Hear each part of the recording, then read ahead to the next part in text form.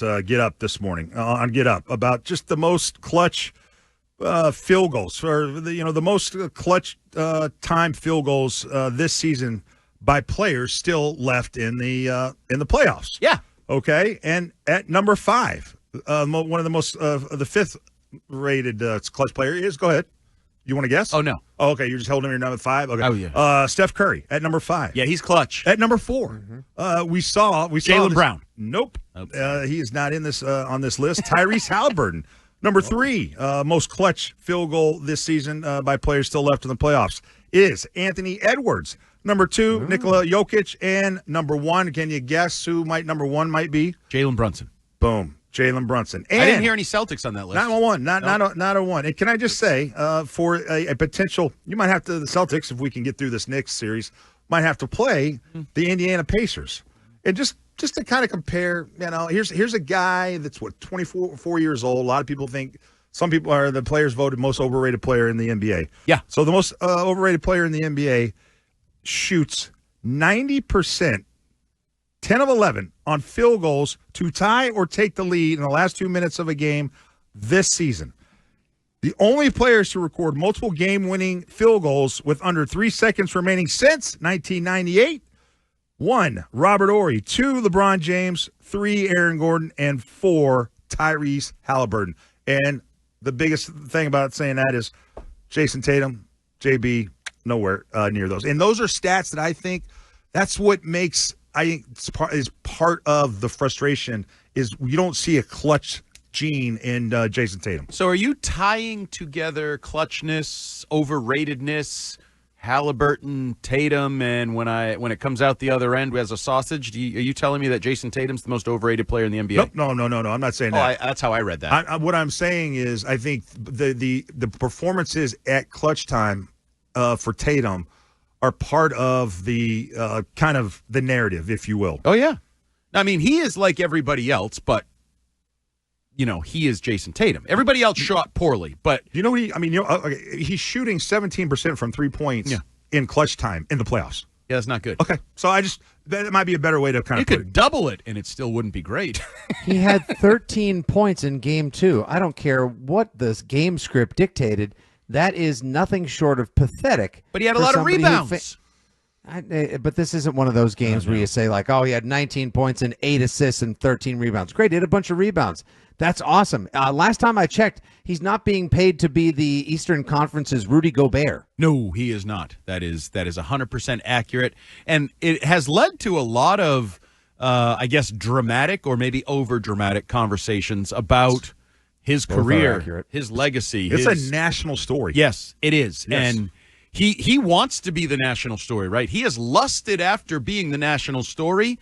I don't think he wants to be the national story for this reason. The overrated, whether it's Tim Legler, whether it's Tim Welsh, and basketball Kendrick Perkins, experts that are former players, former coaches are all looking at Tatum and saying, you can't do that.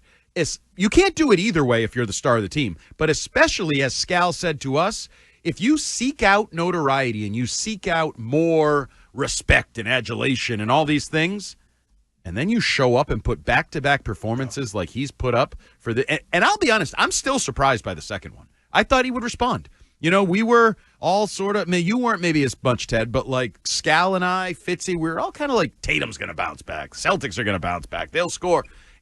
And they didn't, and he didn't. And I guess the question is, what leads me to believe that if Game 1 and Game 2 were so bad, why is Game 3 going to be so different? Just because he's on the road? Is there going to be some weird pressures off where, everyone's against us at MSG? I can tell you what a lot of people would say that know this team very well, that know how analytically driven this team is that and if you listen to Brian Windhorst, this is basically the whole thing he was saying. Well, the Celtics just look at the games on paper and they go, well, the math doesn't make sense. It doesn't make sense. From what we know, the math doesn't make sense. So, but they're basically saying you can't have 3 games of this bad of shooting. The math will show you the history. Look, we got all this data. Right. It's going to tell you this can't continue. The bad shooting trend can't continue because we got the math and the history of all this data to prove it. So Fitzy, I would agree with that on a team-wide level. It seems weird to me that they can continue to just all suck shooting threes, be 25%. It's also crazy that they were exactly 25% in 2 straight games from three-point land. But for Tatum, postseason shooting woes goes back to last year. This isn't just a 2-game thing. He hasn't shot well in the postseason consistently for a year plus in the postseason. No, there was nothing special about Tatum's offensive output last season, which is what allowed for Jaylen Brown to assert himself and end up winning conference finals and NBA finals MVPs contiguously, again, against opponents that were lacking 1 or 2 of their star players. And just to point out why you might have some high hopes for Jayson Tatum having a good game tomorrow or the next couple of games against the Knicks, in addition to the fact that he does have rabbit ears and has probably been listening to all the criticism he's been facing on the local and national level, he did average more rebounds, assists, and points on the road this year than at home. Not a massive amount, not such a discrepancy that it's like, oh my God, only start him on the road like he's a true road warrior. But he is a better player on the road, and it almost makes you wonder, like, what is it about having your back against the wall in these situations when people are telling you you suck that makes you better than when you're at home and it's nothing but love, which he seems to feed off of? It's very, very, very curious. Which is a weird dynamic because we all wonder if he has the, eye of the tiger type thing. And yet we're trying to paint it in, well, maybe he needs the pressure to perform. Like so we question his clutchness, but then we say he needs to be down 0-2 at Madison Square Garden coming off 2 bad games to give you his best game. That would seem to be counterintuitive. Yeah, my explanation for that is I think there's a weird energy in the TD Bank sometimes. Yeah. When it comes to the Celtics, and I think he feels it. I think the energy can be off. There's a tightness that the crowd gets. And I think it feeds into Tatum. And see, he gets tight at the end of games, too. I did think there was a weirdness. It might sound like, okay, that shouldn't be the case.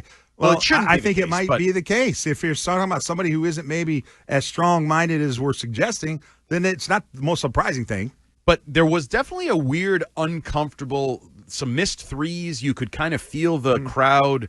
I don't know if groan was the right word, but just to like grumble is the term. That the people use is grumble. It was some grumblings going on. Oh, we doing this again? Yep. And that feeds into the players. Yeah, and so, but I would also they can't avoid it. Like I'm a big believer that as much as I may hate that they shoot a boatload of threes, that's who they are. They're going to shoot a boatload of threes. They're going to wide open threes, move the ball, do their various things. But once you start thinking, you're toast. Is that fair to say? Like, once you really start thinking about how you're playing basketball as opposed to just playing it the way you've played it for years. The Japanese say it should be a no-mind game. Basketball, you got to take your mind out of it. Absolutely. So their mindset is probably as important as anything heading into Madison Square Garden.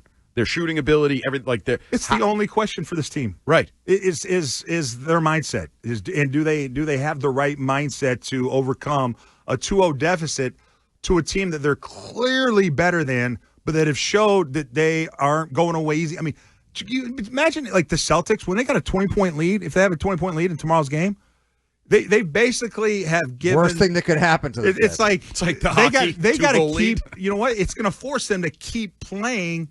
However it got to that 20-point lead continually, because they know if they take the foot off their gas a little bit, that they might lose the game again.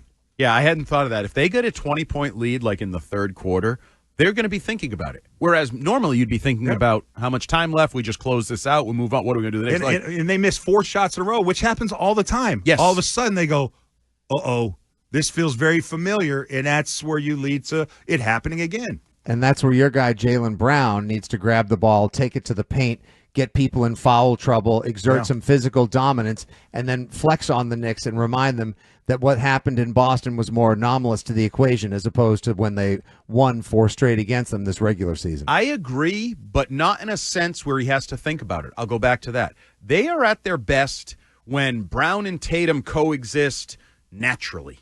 Not, oh, he's doing this, oh, I guess I better do that. Like, actually thinking, you know what I mean? Like, it can't be a conscious balance or back and forth. It has to just kind of be within the flow of the game. That's nice in the middle of the season when you got a 10-game lead on the next guy. When it's an elimination game on the road, the pressure of defending a championship, You factor all that in, Yeah. and it's sphincters get tight, brother. Which is why I thought it was interesting yesterday. We're going to get back to your phone calls just a second, 617-779-7937. There was a balance of Tatum comments. One was like, I can't change anything, you can't change anything, you can't think any differently, which I didn't like. I do think there's something to be said for, like, when the going gets tough, the tough get going. Then he had the other comment that we played yesterday about it's on me. I put all of it on me. I have to be better. I have to own that. And I agree with that. But I don't know where he actually believes, because he had those comments a couple weeks ago about, oh, it was just so relaxing when we won the title. I don't have to worry about anything. And are you sure? Are you sure you have nothing to worry about? Because I feel like you're at the crossroads of all-time great wins back-to-back titles, or you can join the Aaron Rodgers crew, the one-off He made crew. that I feel as carefree as I've ever felt. Now that that was after winning the Orlando Magic series and before the start of this series.